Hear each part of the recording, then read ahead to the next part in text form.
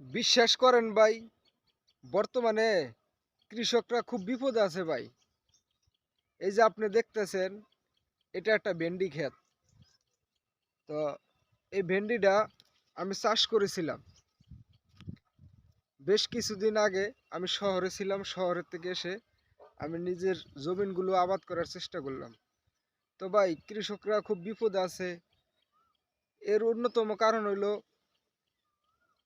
বর্তমানে কীটনাশক, সার ঔষধের যে পরিমাণ মূল্যস্ফীতি, সেই তুলনায় ভাই আসলেই কৃষকরা এই ফসল করে লোকসান গুনতে হয়, ক্ষতির মুখে পড়তে হয়।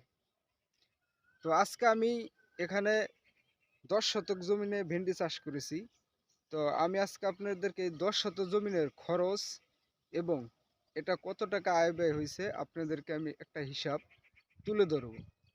তো ভাই, এই ভেন্ডি জমিনটা আমি চাষ করার জন্য সর্বপ্রথম আমার 10 শতক জমিন চাষের জন্য আমার 3000 টাকা গুনতে হয়েছে, এবং কামলা খরচ, ক্ষেত নিড়ানির জন্য আমার গুনতে হয়েছে 5000 টাকা, এবং আমার কীটনাশকে খরচ হয়েছে সার ঔষধ সহ টোটাল আমার খরচ হয়েছে 3000 টাকা, এবং নিজের পরিশ্রম আছে, এবং বিচি কিনতে আমার খরচ হয়েছে 300 টাকা। তো সব কিছু মিলিয়ে আমার 10,000 টাকার মতো খরচ হয়েছে।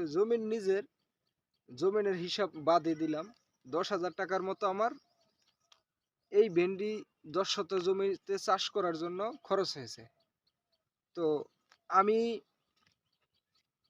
হিসাব করে দেখলাম সবচেয়ে বেশি কীটনাশকের খরচটা একটু বেশি আমার কাছে মনে হয়েছে। আর যারা দিনমজুর কামলা, এদের সাবজেক্টটা আলাদা, কারণ এরা কঠোর পরিশ্রম করে, মূল্যস্ফীতি বেশি, ঊর্ধ্বগতি সব কিছুর দাম, তাদের মজুরিটা একটু বাড়তি দেওয়া লাগছে।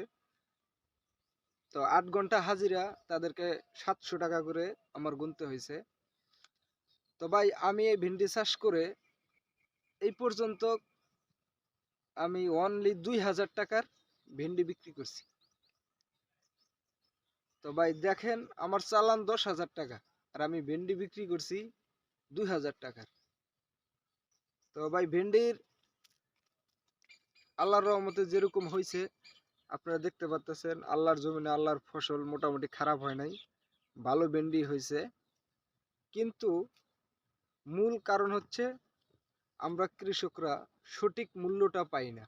আমাদের ভিতরে সিন্ডিকেট, আমাদের বাংলাদেশে অনেক সিন্ডিকেট, এই সিন্ডিকেটের কারণে আমরা দিশেহারা হয়ে পড়ছি। আমরা সঠিক মূল্যটা পাই না, আমরা কৃষকরা ক্ষতি